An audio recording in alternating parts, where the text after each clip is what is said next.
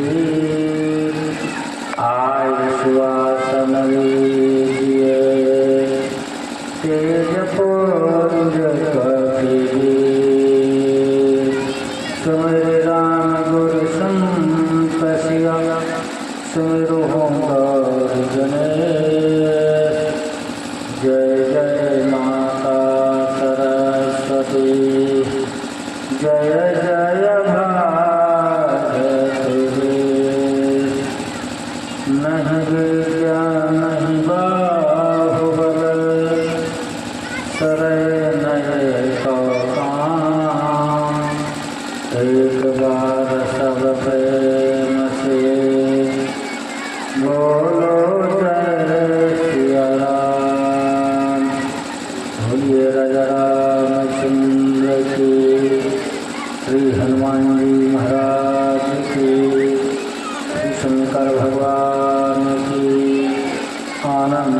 भगवान की, सच्चिदानंद भगवान की, श्री राम कथा महोत्सव की, ग्रामवासियों की, क्षेत्रवासियों की, नगर निवासियों की, आनंद कंद भगवान की, सच्चिदानंद भगवान की, स्थान देवता की, ग्राम देवता की, श्रोता समाज की, जनता जनार्दन की, भक्त और भगवान की जय जय श्री राम, जय जय राधेश्वर।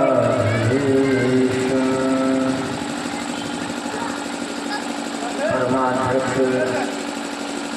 स्वयं प्रभु श्री सीताराम जी महाराज एवं अनंत बलवंत मारुत नंदन श्री हनुमान जी महाराज हमारे इस पंडाल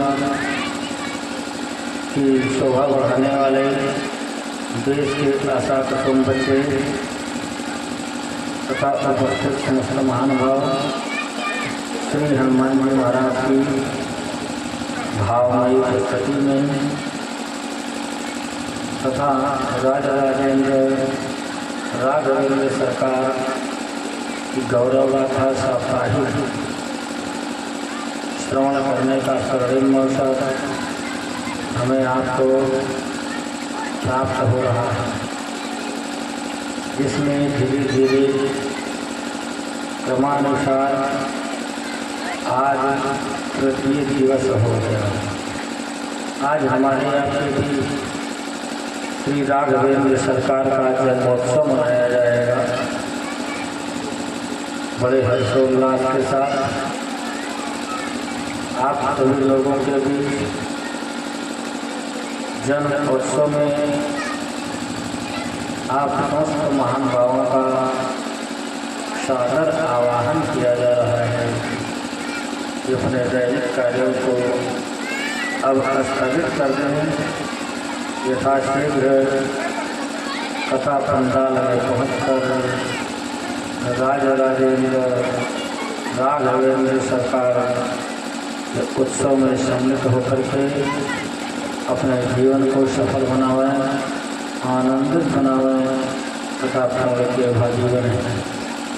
हमारे संत जन कहा करते हैं कि जितनी देर हम लोग सत्संग के पंडाल में बैठ करके कथा का रसास्वादन करते हैं, उतनी देर की जो आयु है, आयु ईश्वर अपने पास से अधिक कर देता है। आपके आयु से वह क्षण नहीं दिया जाता है। तो सर्वप्रथम तो यह है कि हमारी कथा श्रवण से हमारी उम्र बढ़ है।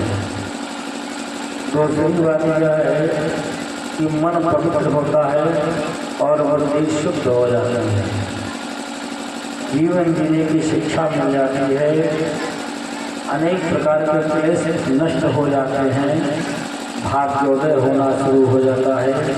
इसीलिए कथा का रसास्वादन करना चाहिए। जैसे कहा जाता है जिसे श्रवण कर मिट जाती है जन्म जन्म की व्यथा, जय जय राम कथा। राम कथा कई जन्मों की व्यथा को नष्ट कर देता है। ये राम कथा का महत्व है। इसलिए कथा में आने के लिए समय का प्रतिबंधित होना बहुत ही अति आवश्यक है। जीवन में समय सफलता की कुंजी है। जो समय अपने हाथ से एक बार चला जाता है, जीवन में वह समय दोबारा वापस नहीं आता है। प्रातः काल होगा, सूर्योदय होगा, रात्रि आएगी, सब आएगा, लेकिन दिन भी आएगा, तिथि भी आ जाएगी, वार भी आ जाएगा, तथा वर्ष नहीं आएगा। तो जो हाथ से निकल गया उसे वापस नहीं आना है। सत्य तो यह है कि अल्लाह तो अवध जीवता में बहु सोच पहुँच कर दे को बहुत पर काफी के कला ने छंद के प्रबंध बहु राग हैं रसीले रस कहाँ कहाँ पीले पारना पुराण नयो वेद हूँ के अंतनाई पारना पुराण नयो वेद हूँ के अंतनाई पारना पुराण और वेद हूँ के अंतनाई लाखन में एक बार तुलसी बताए जा जन्म जो सुधारा चहो तो बस राम नाम लीजिए जन्म जो सुधारा चहो तो बस राम नाम लीजिए। राम नाम कबीर साहब ने लिखा कि राम नाम के पट अति वही का कछुना त्याग गुर संतोष धन हौस रही मनमान। सतयुग में दृढ़ योग ध्यान से मोक्ष नर पाता है यज्ञ और तप के द्वारा नर त्रेता से तर जाता है यज्ञ और तप के द्वारा नर त्रेता में तर जाता है। पूजा से मिलके प्रभु भैरव वापर परम निराला लेकिन कलयुग ने कहा तारक पल में यदि जपे नाम की माला कलयुग ने कहा तारक पल में यदि जपे नाम की माला। तो कहने का मतलब कलयुग ने कहा कि एक पल में मैं तार दूंगा लेकिन जब व्यक्ति नाम की माला जपेगा वैसे जीव के पास समय बहुत अल्प को अवधि ताने बहुत और करवे को बहुत पर करना बहुत कुछ लेकिन किया नहीं जा सकता है। साधना भी बहुत है सारी साधना भी नहीं की जा सकती कर्मकांड भी बहुत है सभी कर्मकांड नहीं किए जा सकते। यदि मैं कुछ नहीं कर सकता तो मैं हर स्थिति में सीताराम सीताराम का जप कर सकता हूँ। कहा गया है कि राम नाम लेने का कोई नियम कोई शब्द बोले कुछ नहीं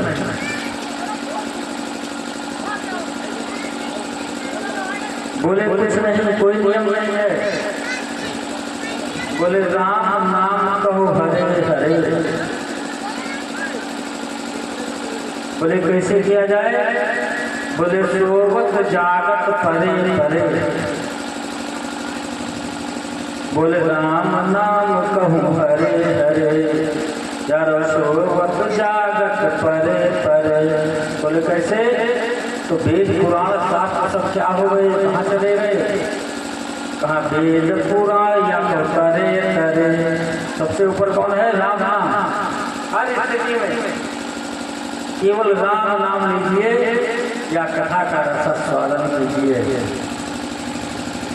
जीवन में जो संशय रूपी पक्षी है जैसे आप कृषि कार्य करते हैं खेती का काम करते हैं खेती में पक्षियों का कुछ भय होता है पक्षी कुछ सुनते हैं जैसे जब उसमें दाने आ जाते हैं तो दाने चुन लेते हैं, अथवा बीज बो करके आए तो बीज भी चुनते हैं।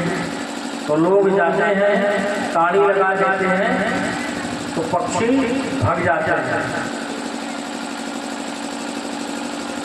पक्षी को भगाने के लिए ताड़ी लगाने की आवश्यकता है। कहा गया संशय विहग उड़ावन हारी। इसी तरह राम कथा में यदि आ गए तो क्या हुआ, जिस प्रकार जितना भी आपके जीवन का संशय है, राम कथा सुंदर करतारी, और संशय विहग उड़ावन हारी। राम कथा में आ गए और संशय रूपी जो पक्षी है वो आपके ताली मात्र से उड़ जाता है।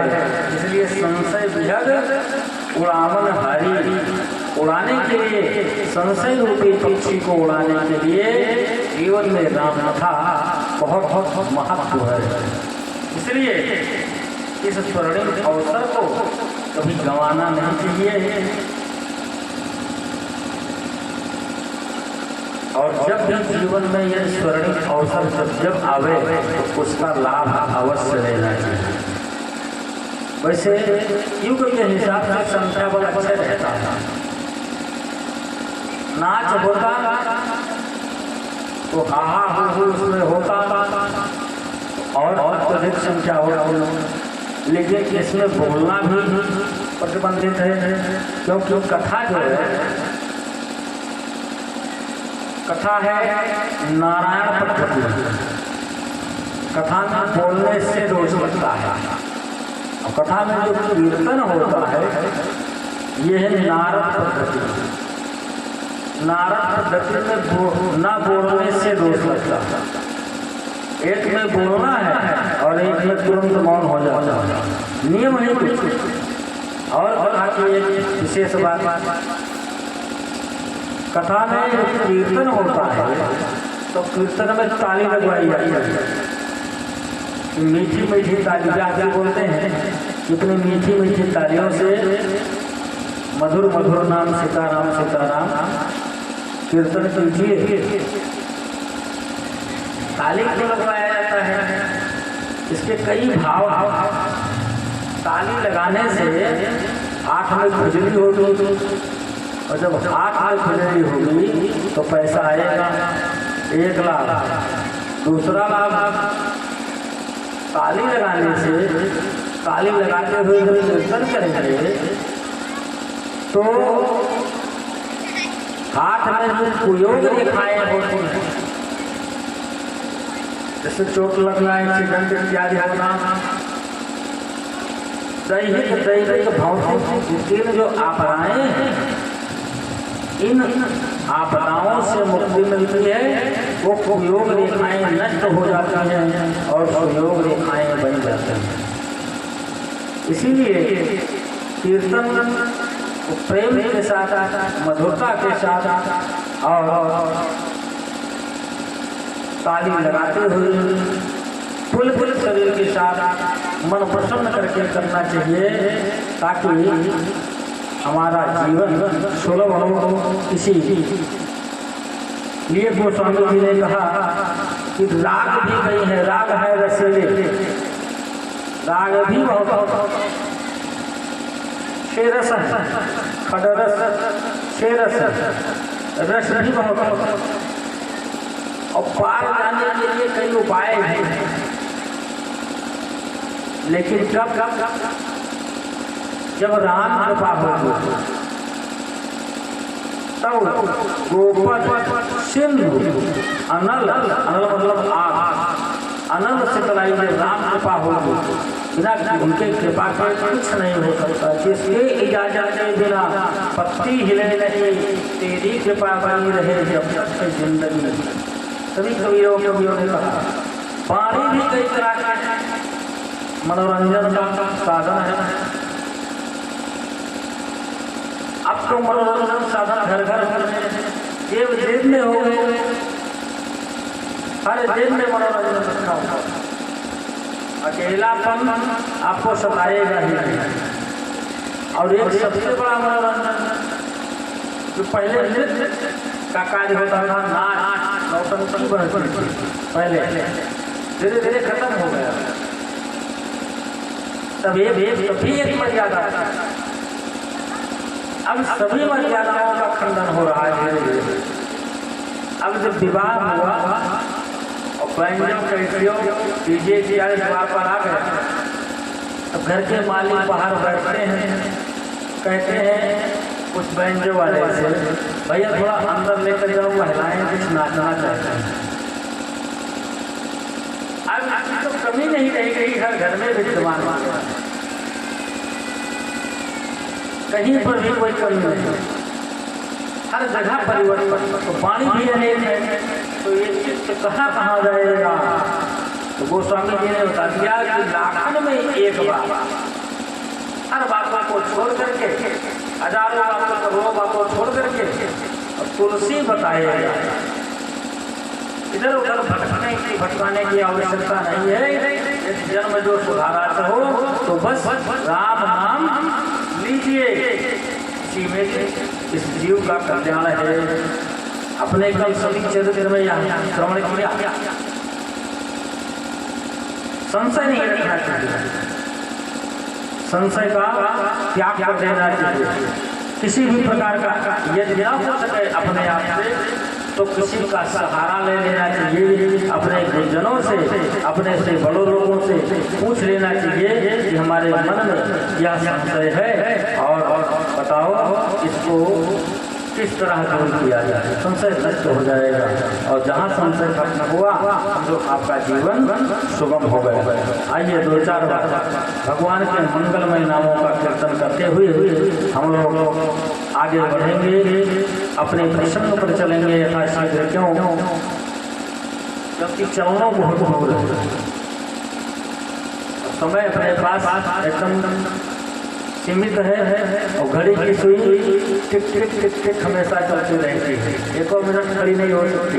अच्छा थकती भी नहीं, एक शिक्षा घड़ी से भी मिलती है, हमको रुकना नहीं चाहिए, चलना चाहिए।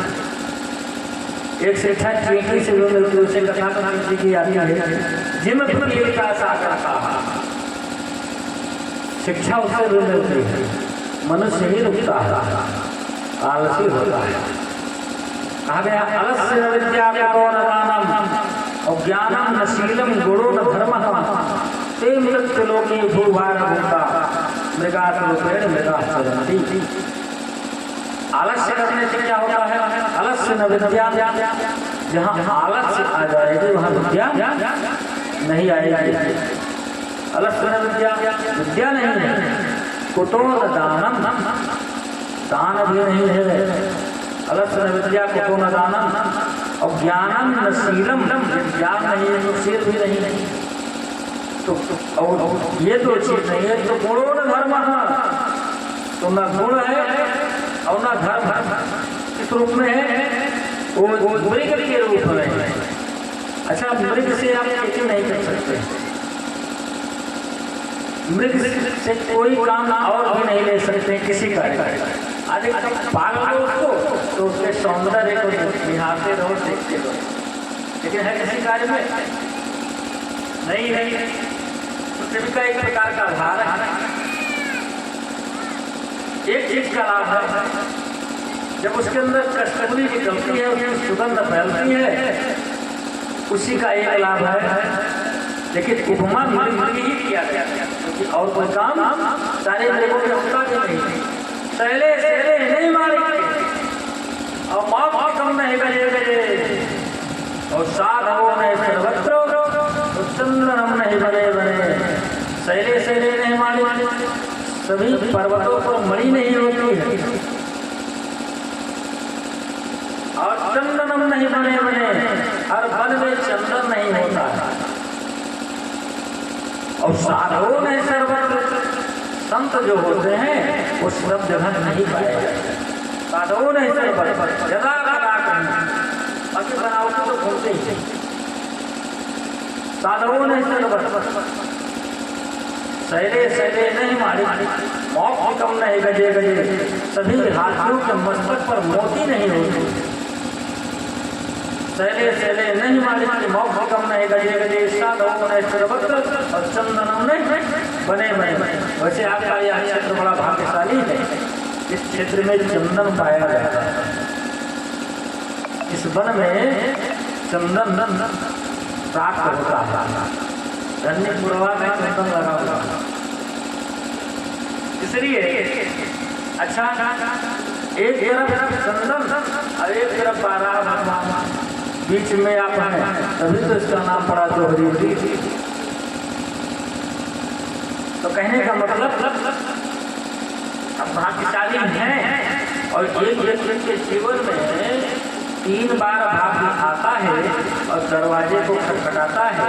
यदि मनुष्य चाहे तो दरवाजा खोल दे, उसको स्वीकार कर ले, और नहीं चाहता तो आलस में पड़ा रहता है, भाग भी लौट जाता है, क्योंकि दरवाजे के ऊपर पहले लिख दिया जाता है बिना आज्ञा के अंदर आना मना है। भाग्य आइए देख लिया, आज्ञा नहीं तो लौट गई। लक्ष्मी जी सुबह शाम आती है और देखती है बोर्ड लगा है बिना आज्ञा के अंदर आना मना है, तो लक्ष्मी जी भी लौट गई। अब बड़े बड़े शहरों में गेट पर बढ़िया अच्छा बोर्ड बनवा करके टंगवा दिया जाता है, कुत्तों से सावधान लिख दिया गया, कुत्तों से सावधान। जो भी देवी देवता साधु संत महात्मा इत्यादि जाएंगे तो देखेंगे लिखा है बोर्ड कुत्तों से सावधान, लौट आते हैं, डरते हैं कौन से दरवाजा खटखटा दे नहीं आ जाए। अब इसमें हो सकता है सब वही रहते हैं जो लिखा हुआ है। तो कहने का मतलब अपने अपने दरवाजों पर लिखना चाहिए स्वागतम। एक पायदान चला है प्लास्टिक का, उस पायदान पे लिखा रहता है स्वागतम। आगतम स्वागतम तत्पश्चात गतम गतम, आओ आपका स्वागत है, उसके बाद आप जा सकते हैं। ऐसे घरों में स्वयं लक्ष्मी जी जमा करते हैं और हाथ पर जोड़ करके बैठ जाते हैं। ये कथा का मतलब है, ये कथा का मतलब है। बोलिए सच्चिदानंद भगवान की सीताराम सीताराम सीताराम कहिए, जाहि विधि राखे राम ताहि विधि रहिए।